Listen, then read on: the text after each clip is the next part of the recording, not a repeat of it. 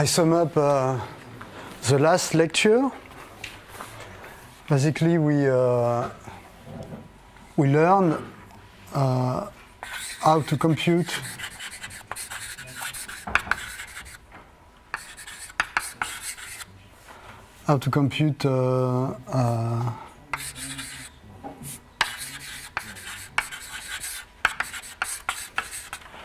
blowing ups. I mean, we learn how to visualize what happens in blowing ups. And now I start the rest of this second lecture with a crucial statement.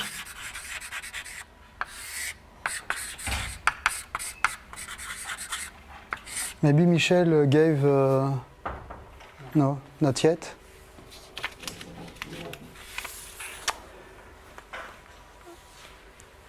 Assume that we have a map, B,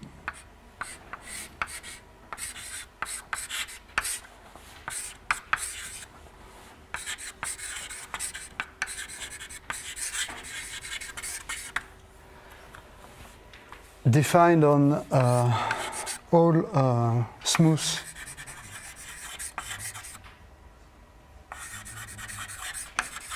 and compact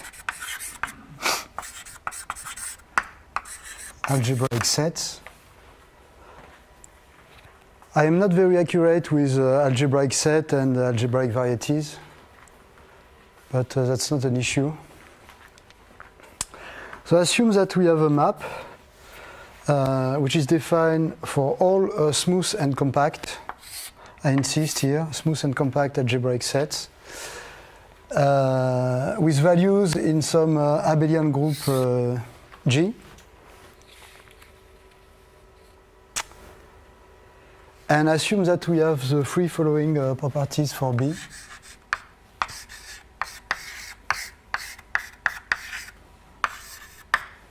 B of the empty set is 0. B of V is B of W in case V and W are isomorphic. When I say isomorphic, I mean algebraically. It means that we have an algebraic isomorphism as isomorphism of algebraic varieties. And also assume that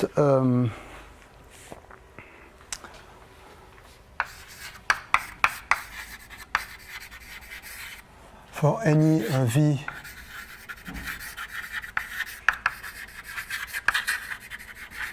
compact and smooth algebraic variety, C in V also compact and smooth,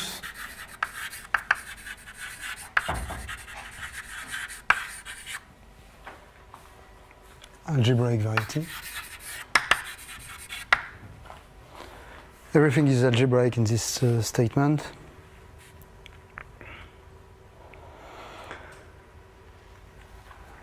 Denote by sigma from V tilde to V.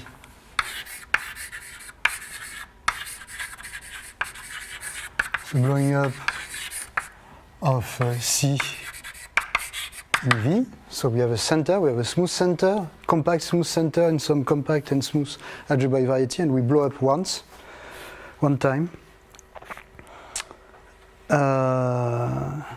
We denote by E, the exceptional divisor of this blowing up, and assume that B of V tilde minus B of E, everything here is compact and smooth and algebraic, is B of V minus B of C. So So it means that you have a relation between the values of B at V and C and the values of B at the total transform and the exceptional divisor of the blowing up.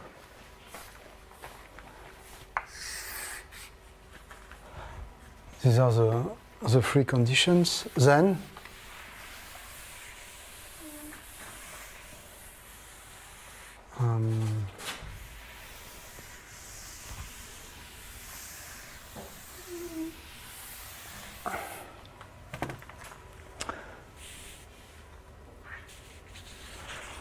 there exists an unique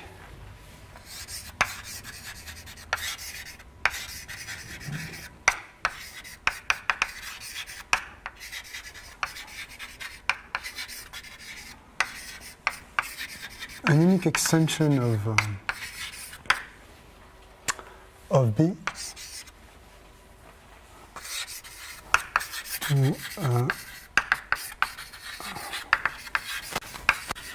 quasi-projective algebraic sets. To be simple, let us replace this sentence by difference of algebraic sets. So now I allow difference of algebraic varieties, compact or not, smooth or not.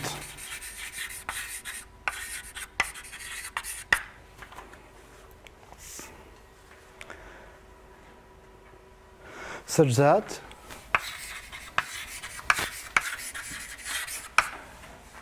we have for y in X,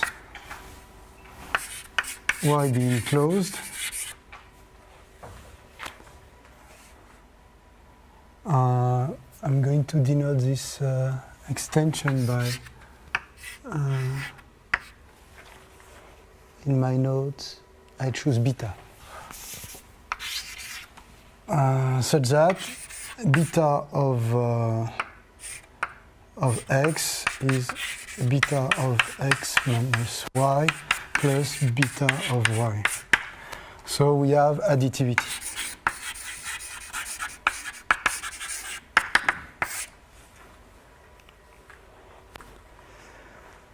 So if we have those three properties, we can extend B to beta to the set of differences of algebraic sets in such a way that we have additivity in this sense.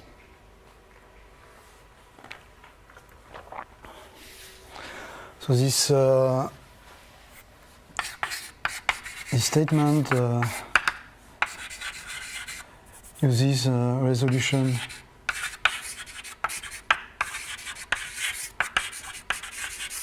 of singularity.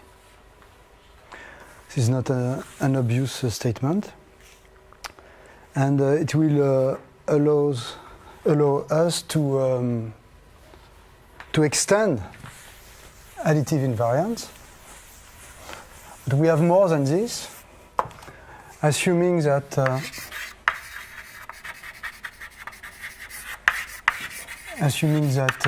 G is a ring and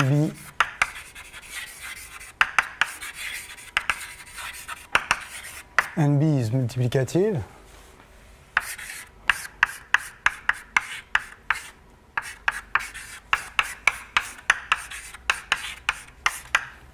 then beta is also multiplicative. So if you start with an invariant B which is additive and multiplicative, then you can extend this invariant to quasi-projective algebraic sets in some additive and multiplicative invariant, which is the only possibility to extend B. This extension is unique.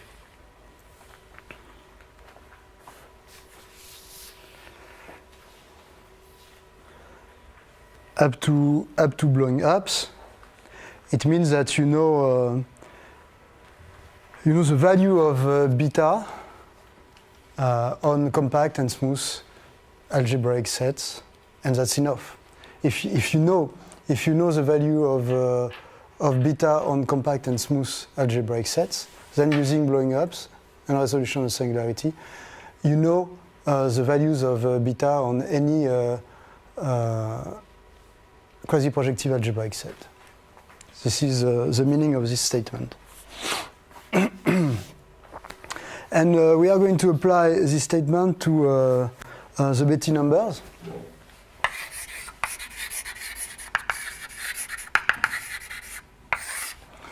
We consider BI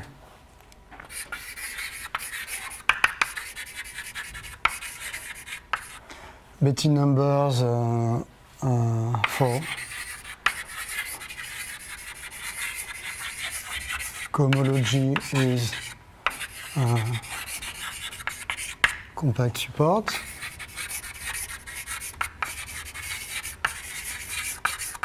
And coefficient in Z2. For this situation, BI for X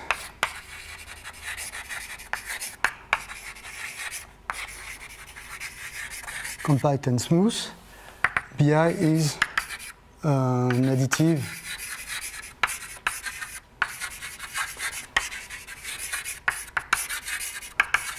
and multiplicative topological invariant.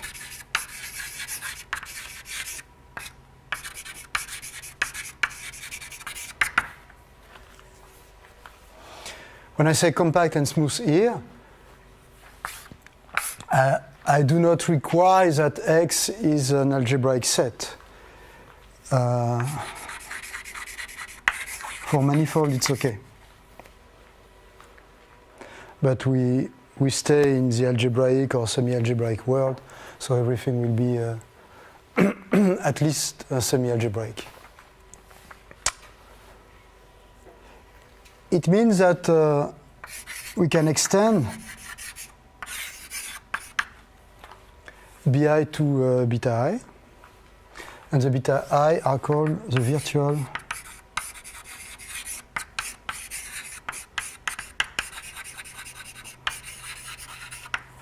Betti numbers. This is not multiplicative, I'm sorry. This is only additive. Sorry.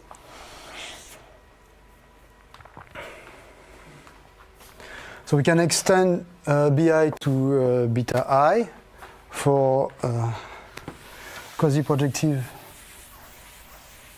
real quasi-projective varieties.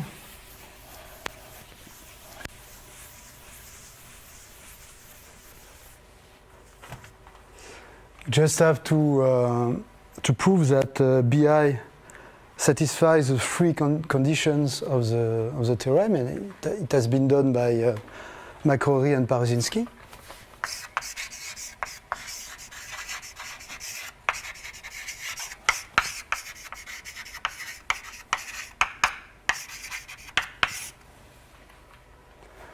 The main point is to show that condition 3 is satisfied, the blow-up condition. And to do this, you have to chase it into long exact sequences of inclusion and using Poincaré duality. So it's not completely obvious. Okay? So it turns out that Bi satisfies the conditions of the theorem, and so we can extend Bi to beta I. But we can do another thing. We can consider the Poincaré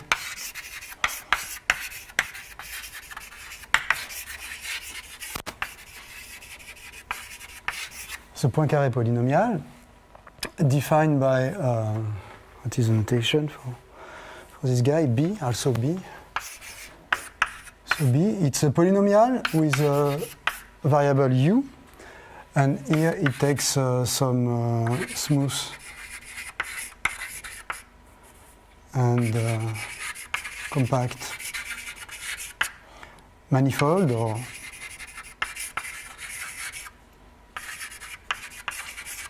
or algebraic set, it's up to you, defined by the sum. Assume that X is in the affine space of dimension n, by the sum of bi u to the I. And this guy is of course additive because so are the bi's, and this guy is multiplicative.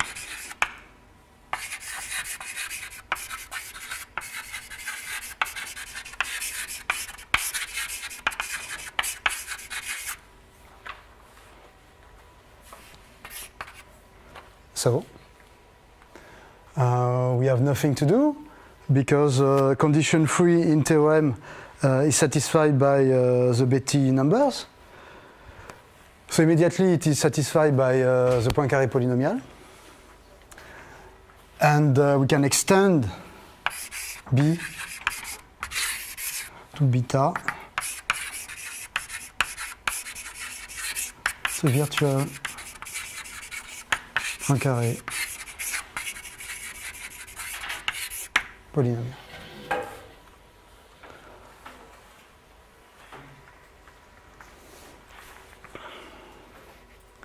It has been defined by McCrory and Parazynski in the same paper.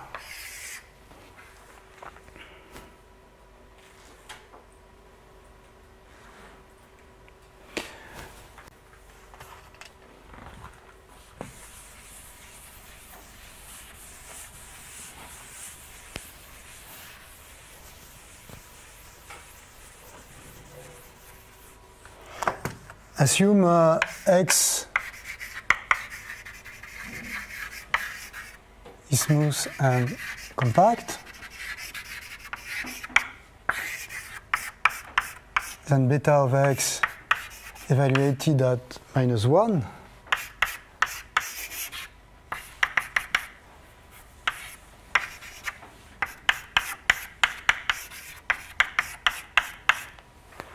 is given by this sum, but by definition this sum is the Euler-Poincaré characteristic of X.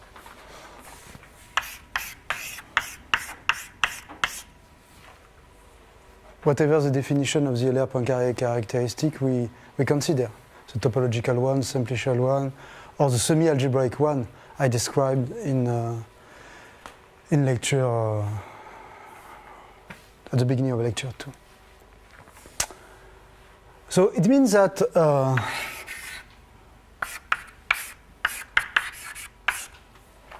this map is an additive and multiplicative invariant on compact and smooth algebraic varieties that coincides with the Euler characteristic for smooth and compact algebraic varieties.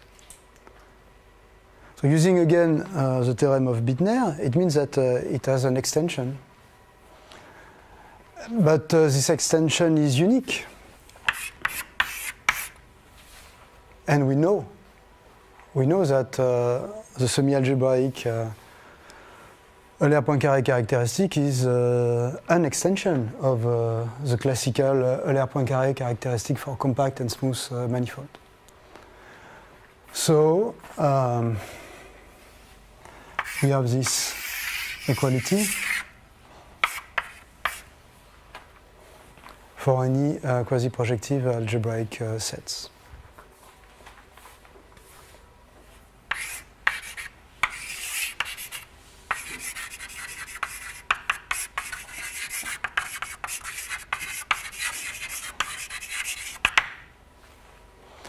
So we have defined a virtual Poincaré polynomial, and if we evaluate this Poincaré polynomial at -1, we obtain the Euler-Poincaré characteristic for semi-algebraic sets. The conclusion is that the virtual Poincaré polynomial contains the Euler-Poincaré characteristic. So we have defined an invariant which is finer than the Euler-Poincaré characteristic.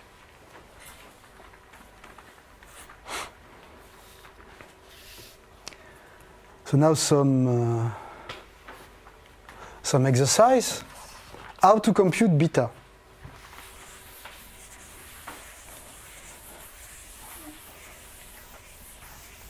Rémi and Lars could tell much more than me, I guess, on this subject. But not really.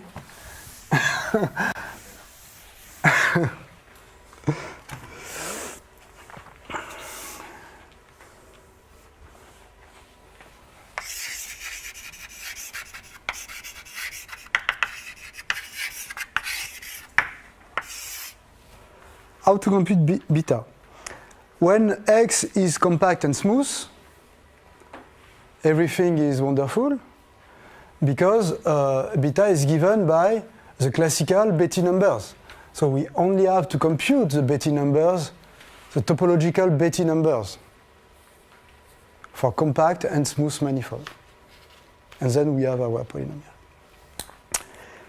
In case X is not compact or is not smooth, then we have to compactify, take a resolution of singularity, which is given by a composition of blowing ups, and use additivity.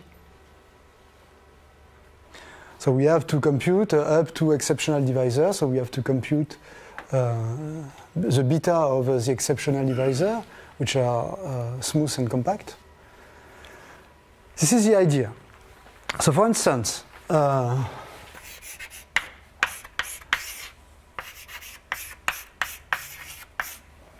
easy case. This algebraic variety is smooth and compact. We know the homology of the projective space in coefficients in Z2. The rank of the homology groups are 1 in any dimension. So it follows that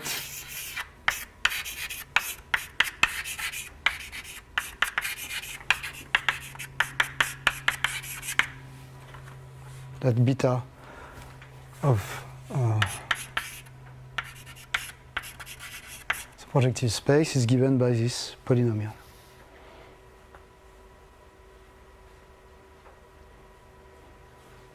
You like this kind of polynomial, Jean-Louis?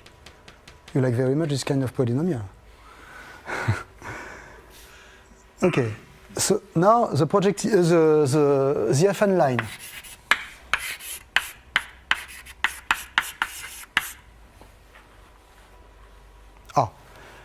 This is not a compact variety.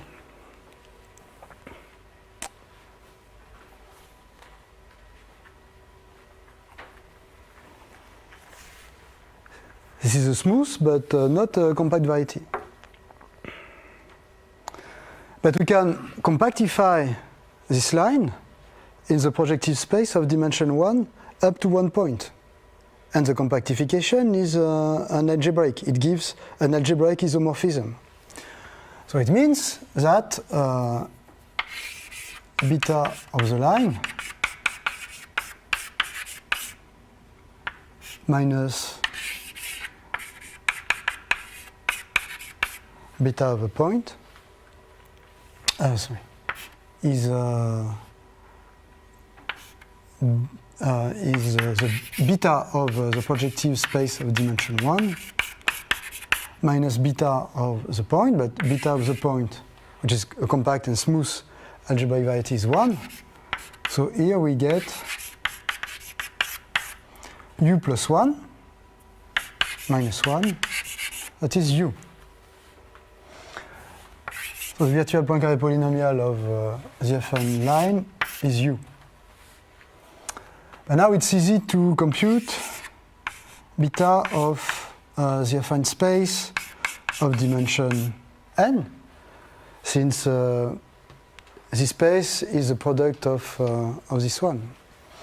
So it is only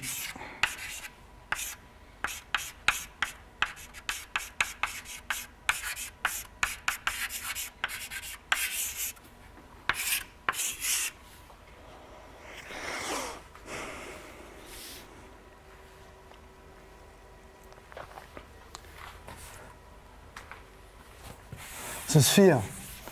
Sphere is also okay because a sphere is a compact and smooth manifold, and we know the homology of the sphere. The real sphere, of course.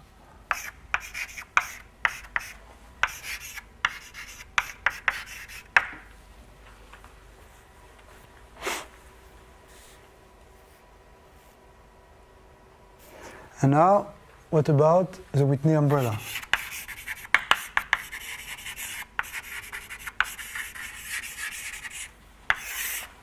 Remember that the Whitney umbrella is this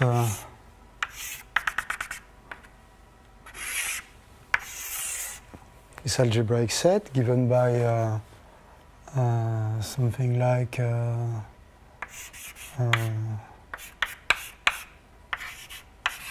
something like this. Then we have a resolution of singularity of the Whitney umbrella. Remember?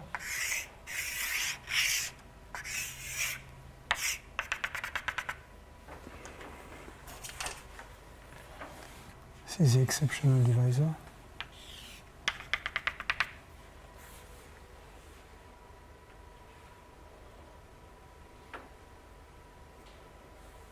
Okay.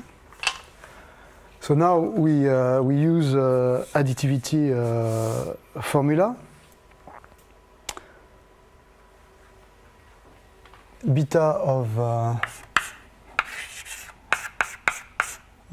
x minus beta of c, the stick, is beta of the white set, the strict transform, which is a product of a parabola and a line. So it gives, which is an algebraic product.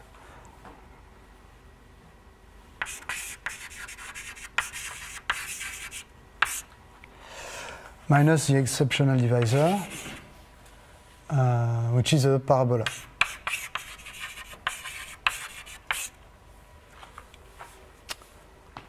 So here we have u. Here we have a parabola is like a line. Okay, so we have u square, and here we have u. So it should give u square minus, and of course it is u. Well, that's okay. This is minus here. So it gives u square.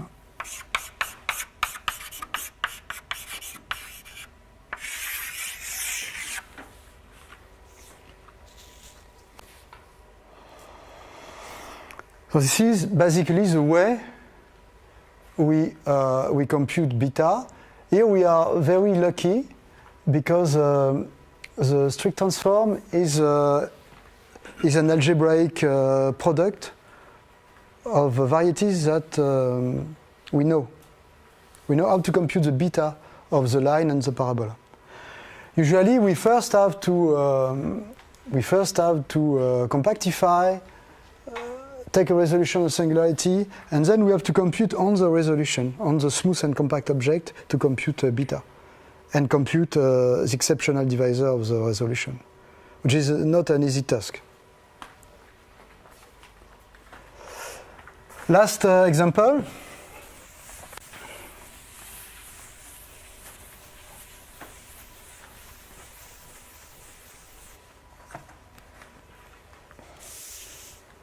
Classic example. X here is given by this equation.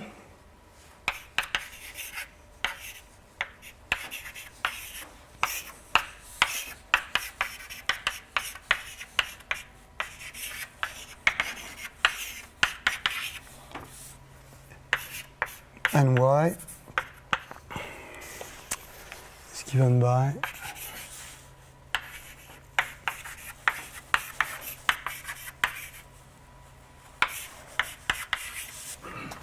So here we only have two circles, two tangent circles.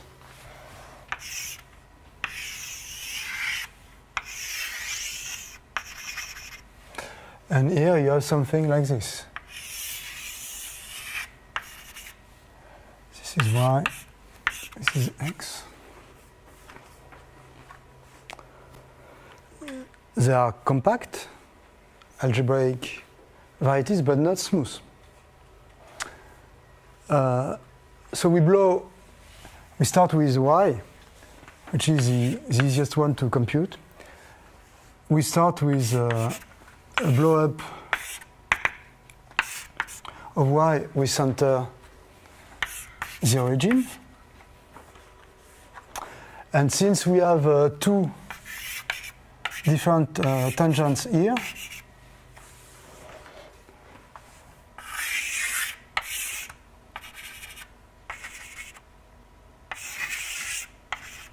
we have this picture.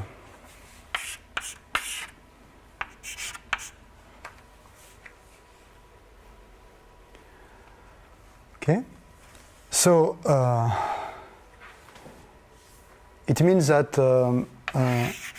beta of y minus the center, minus a point, so minus 1, is beta of a circle. Here this is a circle, an algebraic circle, minus 2 points.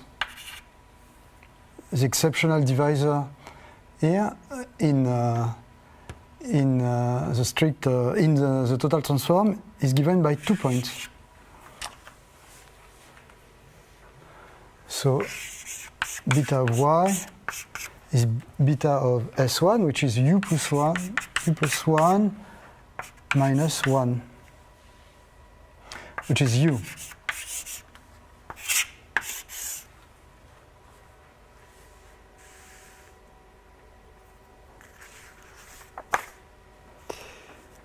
And now, more difficult,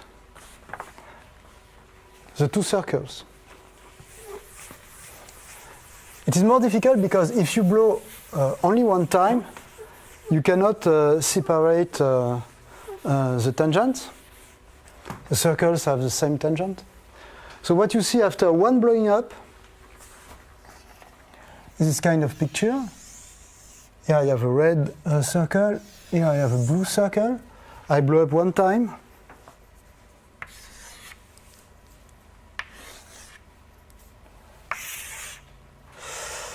And what I see is something like this, locally. Since the tangents are the same, in the exceptional divisor, which is the space of line,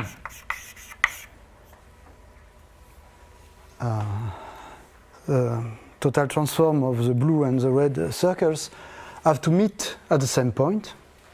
Okay? So you can find an asymptotic development of this arc, and then you can blow once more. So here it continues. Those two circles do not intersect. And now the tangents are not the same. So you are in this situation. You blow one more time, and now you separate the two circles. So after another blowing up, you find something like this.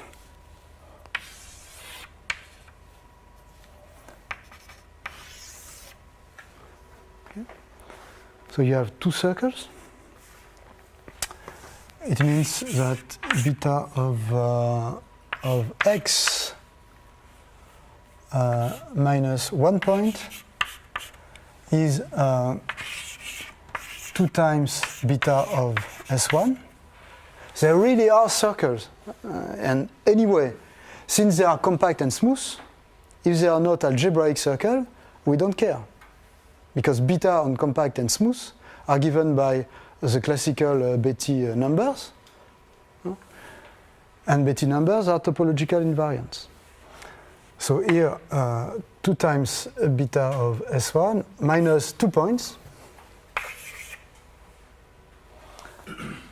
And you see the difference here? I have 2 circles, here I have only 1 circle. So it gives. And finally, beta of x is 2 times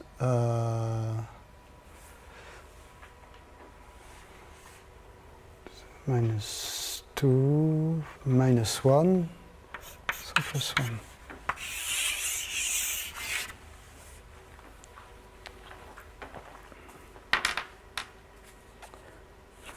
So now what we observe is the following.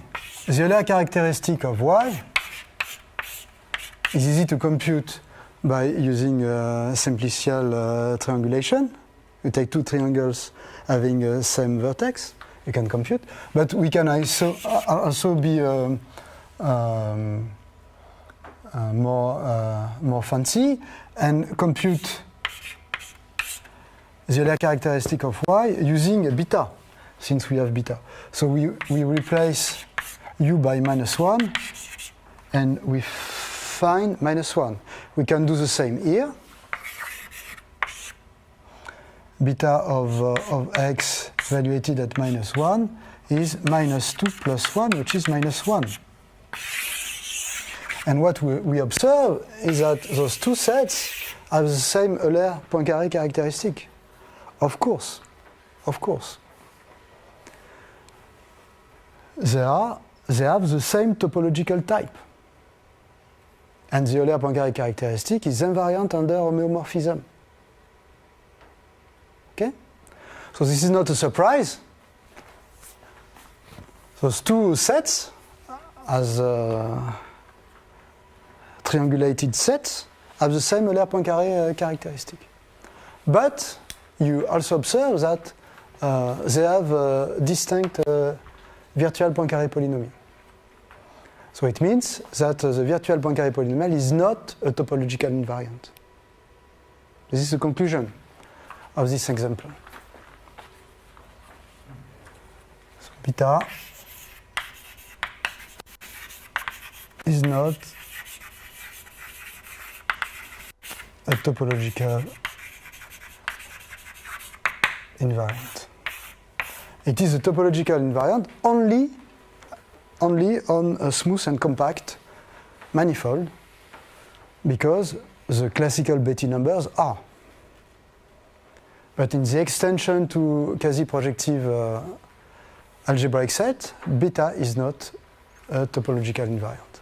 So beta keeps track of the algebra encoded in the variety you study. It's a kind of topological and algebraic invariant. This is why it is so interesting to compute beta, because we really have a non-trivial extension of the Euler-Poincaré characteristic. But on the other hand, it's very difficult to compute beta, as far as it is difficult to compute a resolution of singularity of a given semi-algebraic set.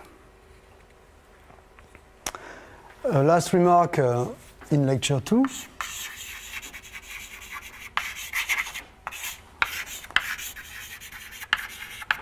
There is no hope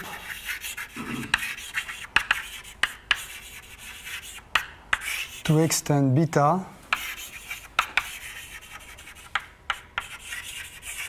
to semi-algebraic sets as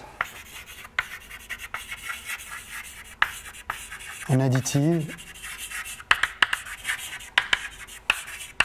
multiplicative, and say semi-algebraic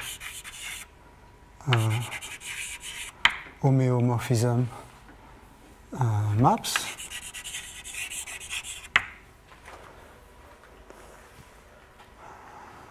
We know that beta is a priori defined on quasi-projective algebraic sets.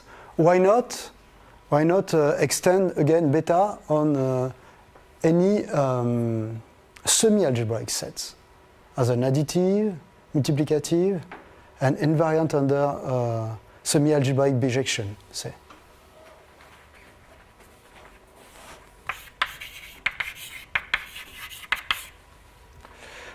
This is not possible for the following reason. Assume that we have such an extension, beta bar. Then take S2. Beta bar of S2 has to be beta of S2, which is u square plus 1. But using additivity, I can try to compute beta bar of S2 as the sum of beta bar of S1, which is beta of S1, that is u plus 1, since beta bar extends beta. Okay. Plus 2 times the beta of the hemisphere, the open hemisphere. We have a semi-algebraic decomposition of the sphere. Beta is not defined on this semi-algebraic set. I have to put a bar here. This is the only place where I have to put a bar in this computation. And now I observe that the open hemisphere is semi-algebraically in bijection and semi-algebraically homeomorphic to the plane using the stereographic projection. So if we have for beta bar invariants under semi-algebraic bijections, then here I should have u square. But u square plus 1 is not u square plus 1 plus u. Okay? So, no possibility to extend beta to semi-algebraic sets.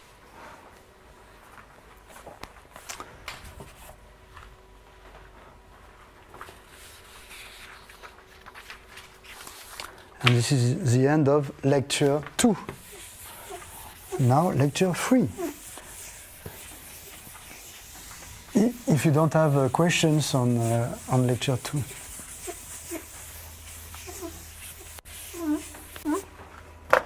No question?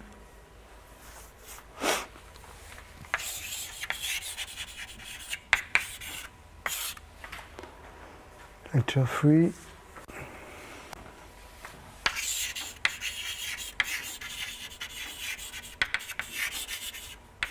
Quadratic rings.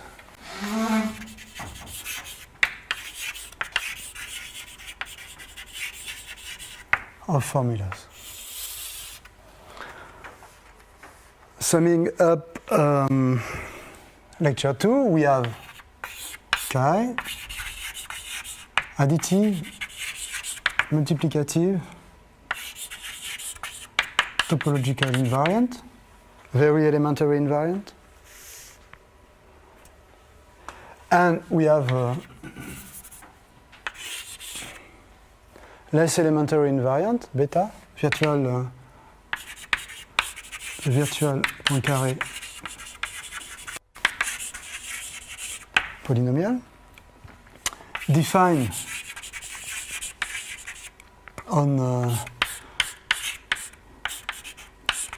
difference of algebraic sets, which is additive, multiplicative, invariant under algebraic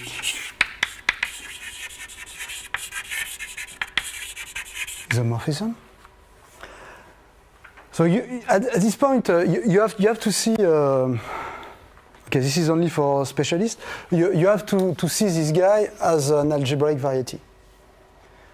So we can give to this difference a structure of formal and abstract algebraic varieties. So it makes sense to consider algebraic isomorphism on this difference. If you want to be more practical, you have to consider on these sets as a set bijection which are regular in both directions. Anyway, so the question now.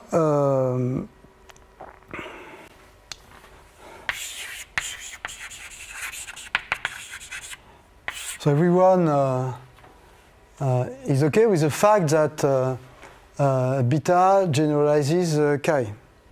So the question is the next step.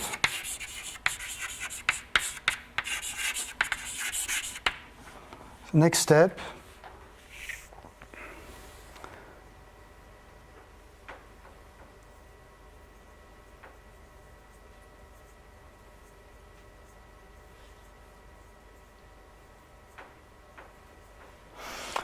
On algebraic sets or quasi-projective algebraic sets.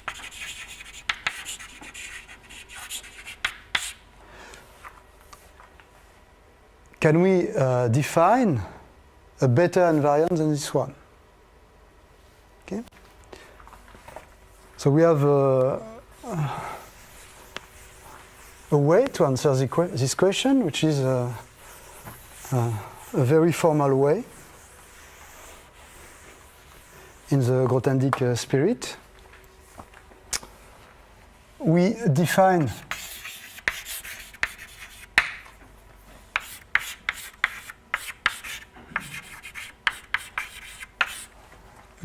a formal ring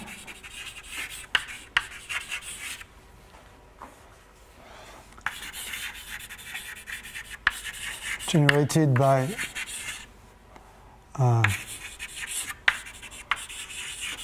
symbols like this, where X is a quasi-projective algebraic set. So we take formal object. Okay. We allow addition, but we also consider relations.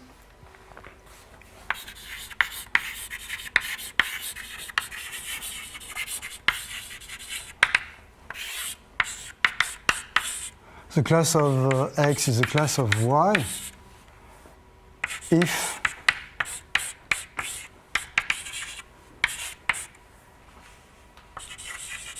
X and Y are algebraically isomorphic. So as varieties or as quasi-projective varieties, if we have an algebraic isomorphism between X and Y, then we impose that the classes of X and Y are the same. First thing. And we also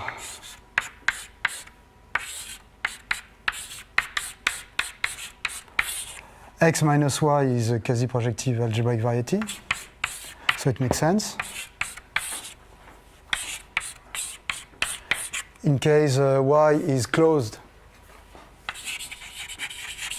in X, we consider this additive relation. So it allows us to consider addition in this formal ring, and we also consider a product. In case X and Y are given by polynomials with distinct variables.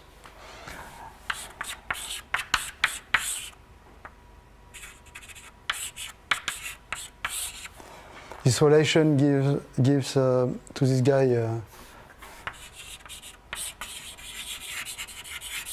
the structure of a ring. Okay. So we have a very formal object. And of course, if I replace the bracket by beta, I have all these relations. So in some sense, I put in this formal ring all the relations I wanted to consider here. Additivity, multiplicativity, and variance under algebraic isomorphism. And now, since we have here a ring which is the maximal ring from the point of view of those three properties, each time I have an invariant E defined on the space of quasi-projective variety to some ring A, I guess, yes, some ring A. Since here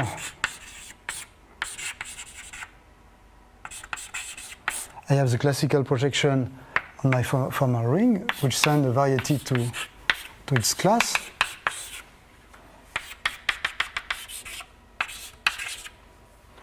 I can define a map here, and this diagram is a commutative one. So each time I have an additive, multiplicative, and algebraic isomorphism invariant small e, it induces a capital E map additive on this ring, multiplicative and additive on this ring. It's a formal decomposition. And this ring is called the Grothendieck ring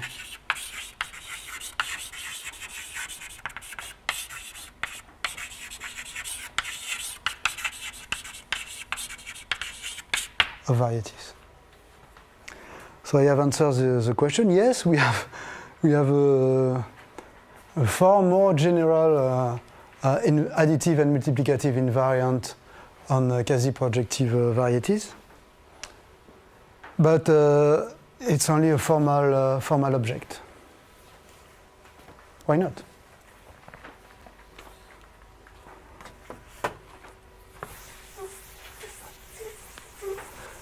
We cannot extend beta to semi-algebraic sets, but can we play the same game with semi-algebraic sets? Now, another question.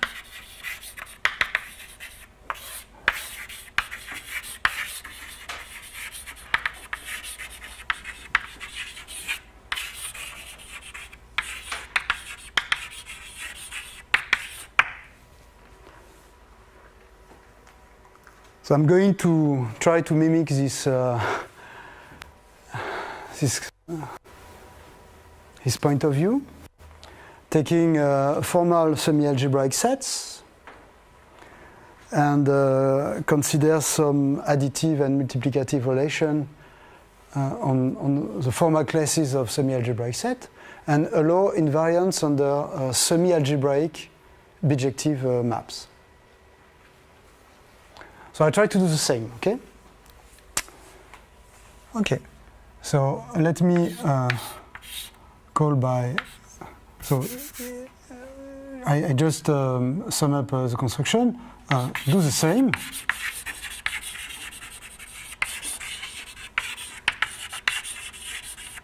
For semi-algebraic sets,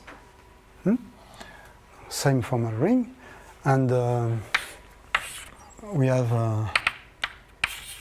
semi-algebraic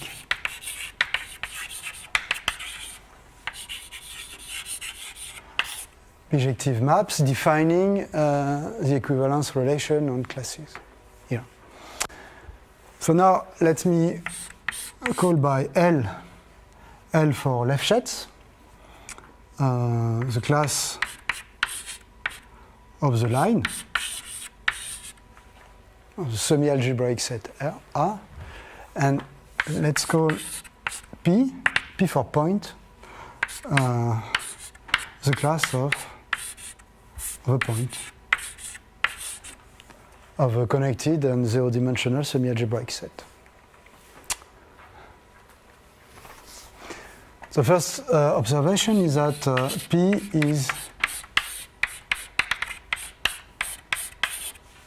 is any power of P. So a point is a square of a point as set. So it means that in our formal ring, we have P, which is P to the K for any K.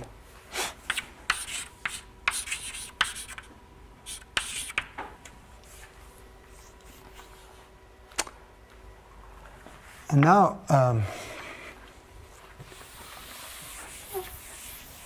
obviously we have that R is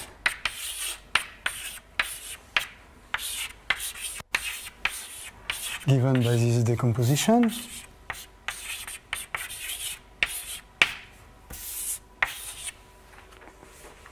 But semi-algebraically,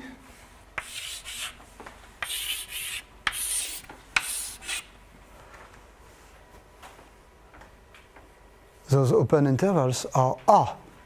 I can find semi-algebraic bijection from this guy to this one, and from this guy to this one. Not algebraic, semi-algebraic.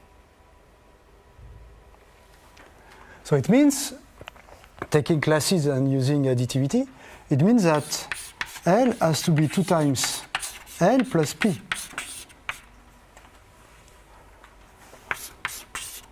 So P has to be minus L in my ring.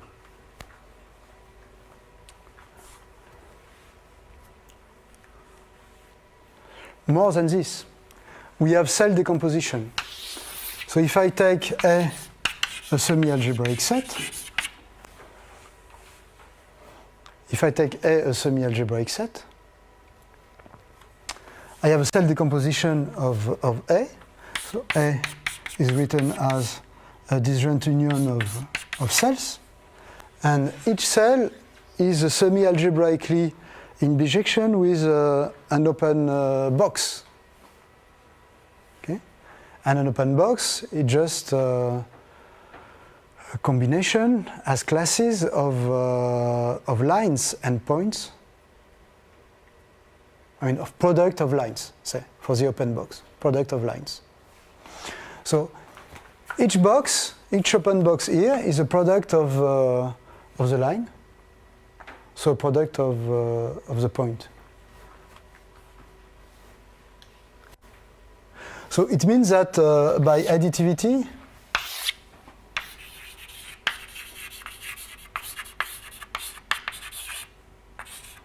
the class of any semi-algebraic set is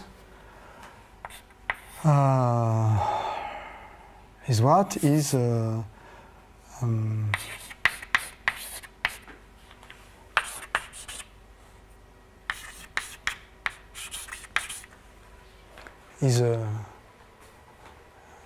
P, the class of P multiplied by an integer. Okay? So it means that the formal Grothendieck ring of semi-algebraic set is at most the ring of integers, at most. It could be trivial at this point. But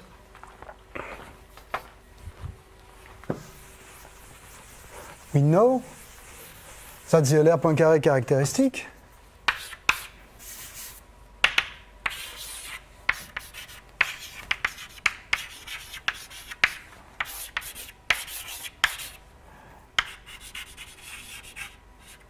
is additive and multiplicative invariant, which is surjective. Okay, so this is surjection. So it gives rise to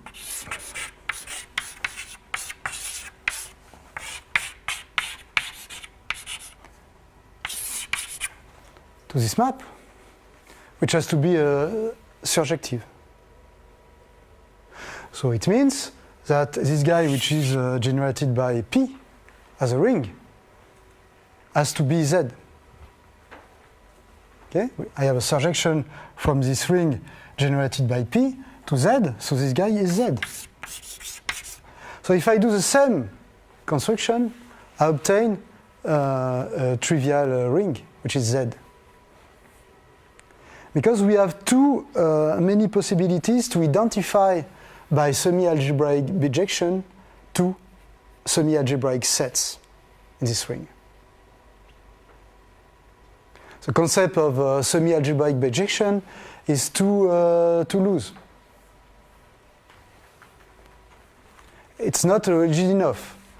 Algebraic isomorphisms are very rigid, but semi-algebraic bijection are not. So there is no hope to define a formal global additive and multiplicative invariant on the set of semi-algebraic set, which is invariant under semi-algebraic bijection. We already had a false start with beta when we tried to extend beta to all semi-algebraic sets. It was not possible, remember, with sphere. Okay? So we cannot do the we cannot have formal arguments. We even cannot have formal arguments to define a very general additive and multiplicative invariant on semi-algebraic sets. So we have to overcome this difficulty using more algebra.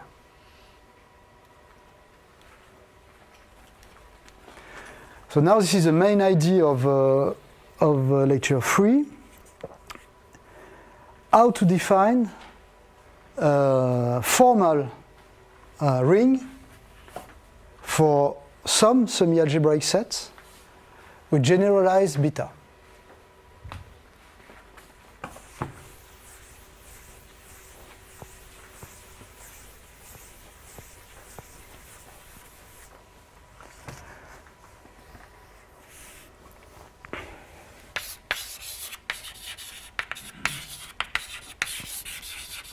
So we go back to formulas, and I will call a basic semi-algebraic formula A, denoted A formula of this type. We consider polynomials Pi and equations given by the Pi's. We consider polynomials Qj and inequations for Qj, and we consider polynomials Rk and strict inequalities given by the Rk's. I is less than P, J is less than Q, and K is less than R. So this is a basic semi-algebraic formula. Why basic and not only semi-algebraic? Because we don't have unions and intersections. Okay? We don't have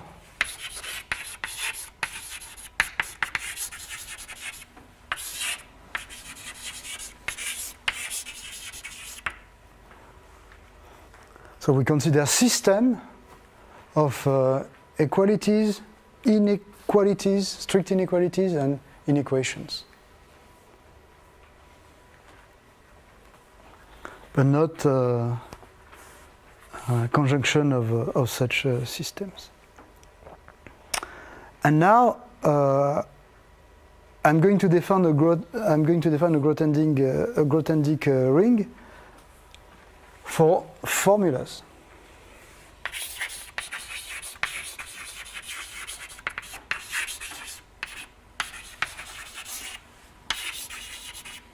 For basic semi-algebraic formulas. So I let behind me the dream of rings for semi-algebraic sets, and instead I consider basic semi-algebraic formulas as formal objects. So for such a formula. I consider this symbol.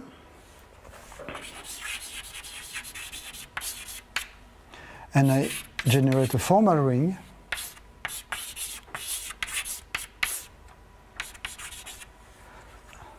The Grothendieck ring of basic semi-algebraic formulas with some relations, with free relations.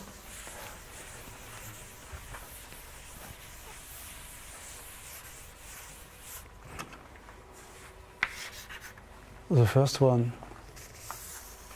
You have a question, Lars? Yes, you have a question. I have a question, in fact. Here we have the feeling that we can make the same thing than before. Minus infinity, 0, 0 plus infinity. So we cut at 0, and you have the contradictions. I don't think so. Okay, what we did before, we say it's not possible for semi-algebraic sets. I allowed semi-algebraic bijections in my ring. Yes. Okay. Here, I'm not going to consider semi-algebraic bijections. This is the main point. I don't allow semi-algebraic maps. Okay. So the equivalence relation is not given by semi-algebraic maps. In this case, minus infinity 0 will not be equivalent to R. Of course not. Okay? Because the equivalence is given by semi-algebraic maps. This is the point. So first relation,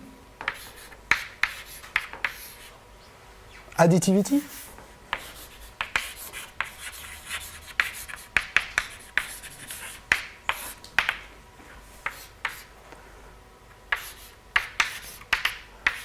For polynomial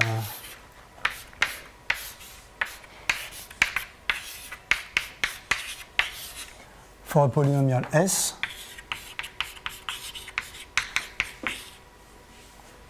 in several variables.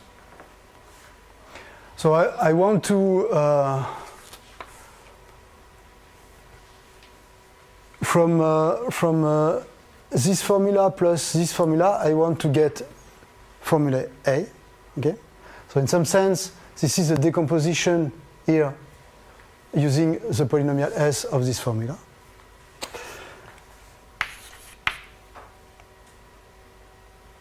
So this is additivity, but this is algebraic additivity since S here is given by a polynomial. But since S, in fact, gives rise to a quasi-projective algebraic set. So now, semi-algebraic additivity. So here,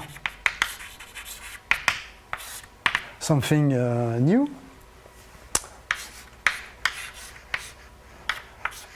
I would like this relation.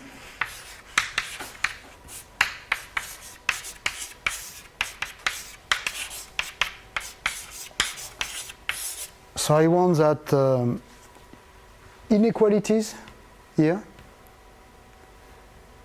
give a decomposition of this formula.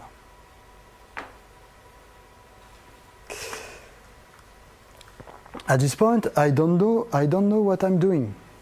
I'm doing things formally. Maybe I'm going to define a trivial ring. Why not? Huh? It is a formal construction. And then this is product.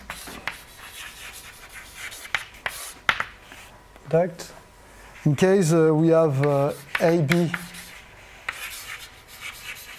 basic semi-algebraic formulas with disjoint sets of variables, I ask that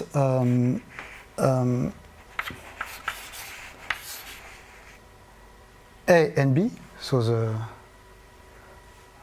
union in some sense of those two formulas, is the product of the two classes.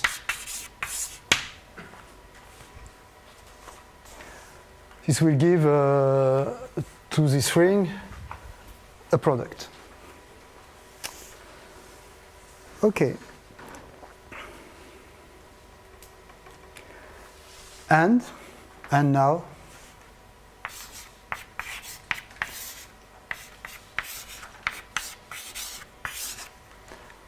I identify two classes in case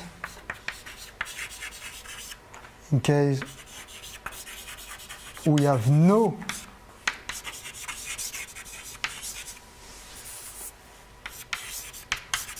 inequality in A and B. So A and B are quasi-projective.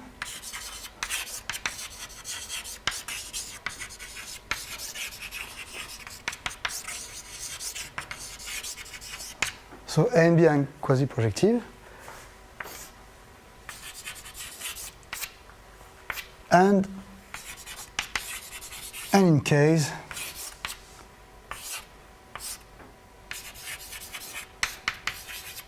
A and B are algebraically isomorphic. So I still consider something, but this is an algebraic equivalence. So if in my formula I have no inequality, in other words, if this guy is a quasi-projective set and not a semi-algebraic set, then I consider isomorphism, algebraic isomorphism equivalence. So basically on algebraic sets, I do nothing in this ring, nothing more than I did in the Grothendieck ring of algebraic varieties. Things seems to happen in case inequalities occur. And the first statement is that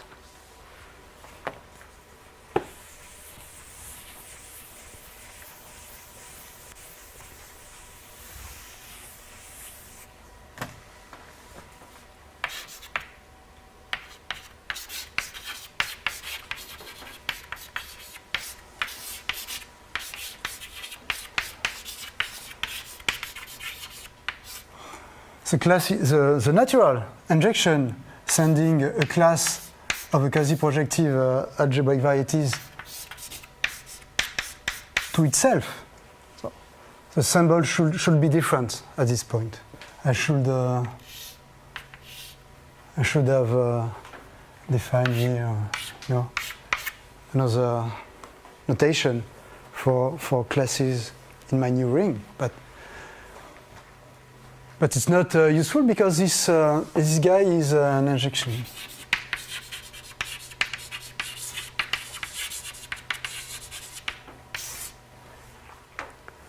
So it means that I really did something.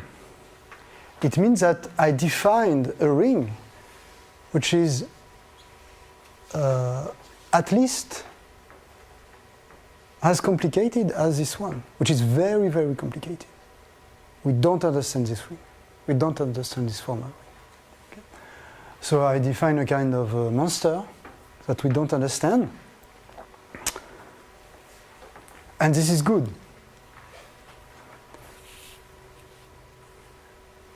Okay, good.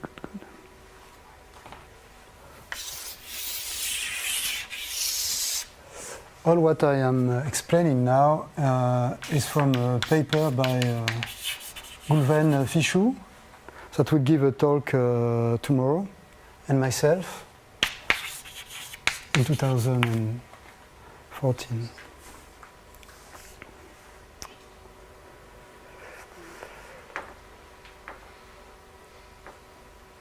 So the idea is the following. This guy is very complicated. This guy is much more complicated. We don't know how to compute in this ring. Okay? So we are going to find a ring morphism to another ring which is simpler than this one. This kind of map is called a realization. So any ring morphism from a monster ring to a quite simple ring is called a realization. It's like a projection. Don't understand the picture here, you project, you understand the projection. This is why what I'm going to define now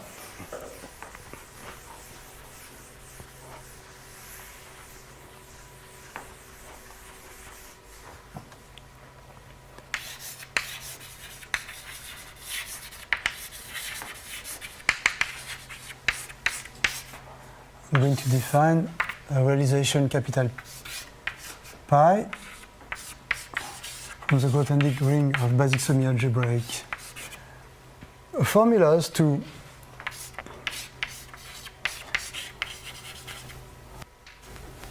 the Grothendieck ring of algebraic varieties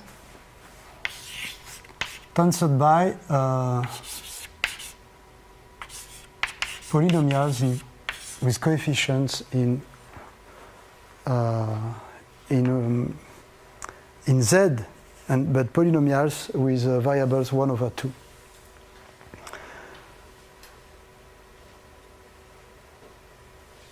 So we have a realization from this guy to this one, but this one is still more complicated than this one.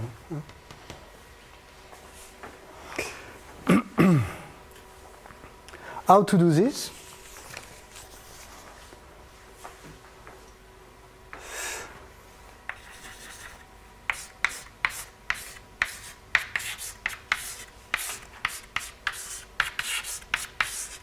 In case there is no inequality in the formula, we do nothing. We do nothing.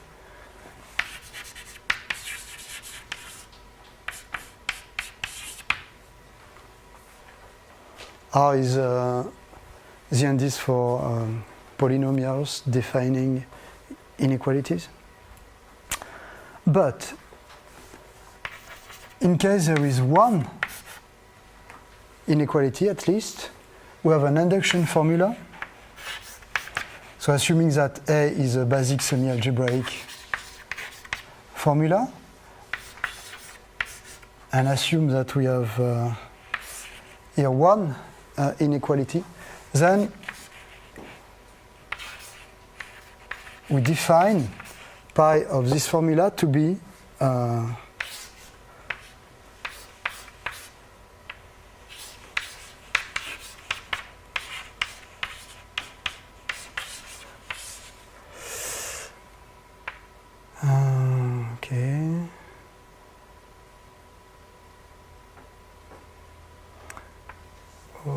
okay.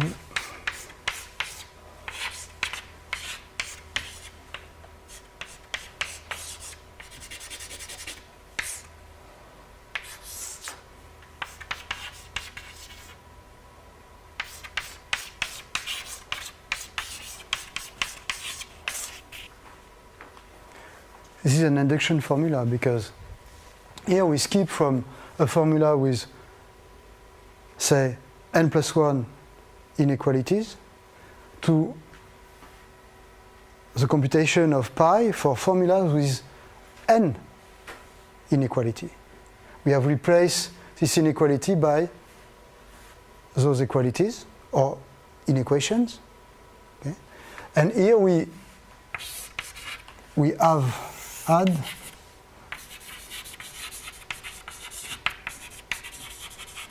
a new variable.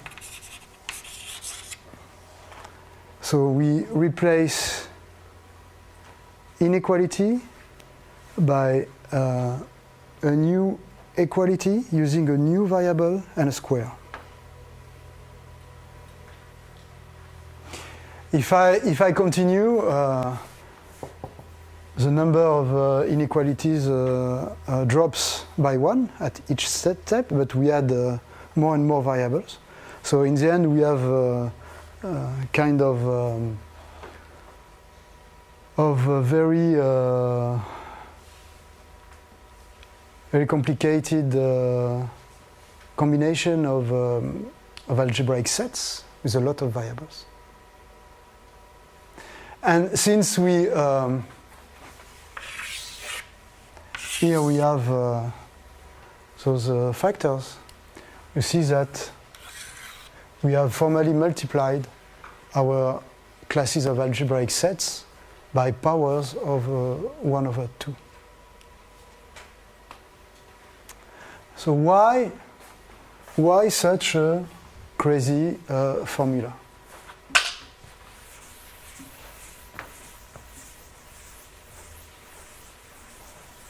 Why doing so complex things? The first answer is because all simple attempts failed.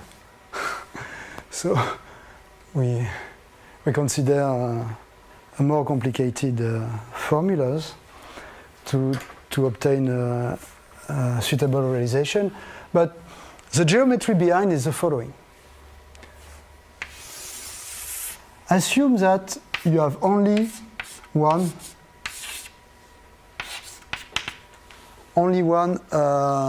inequality, x bigger than 0. As a set, we define the half line, the open-wide half line. Now, if you want to see this set as a projection of an algebraic set, you add a variable. Add the variable y, and you consider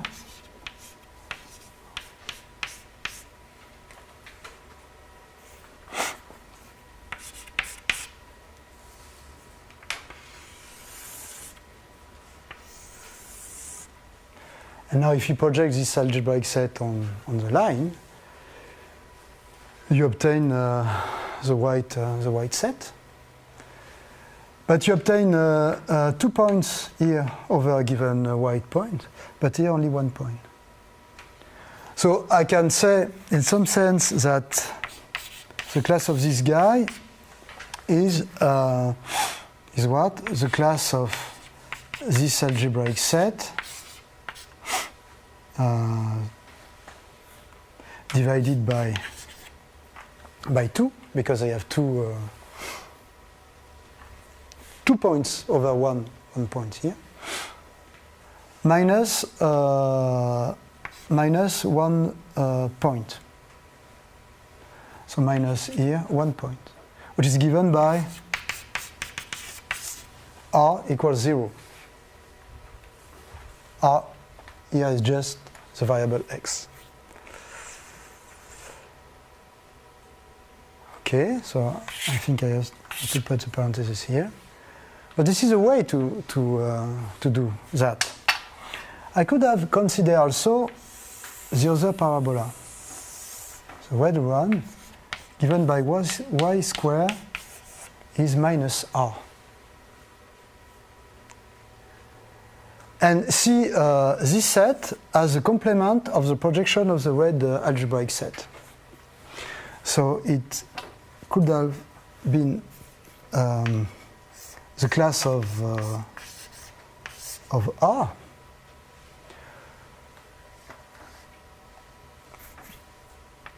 minus what? Minus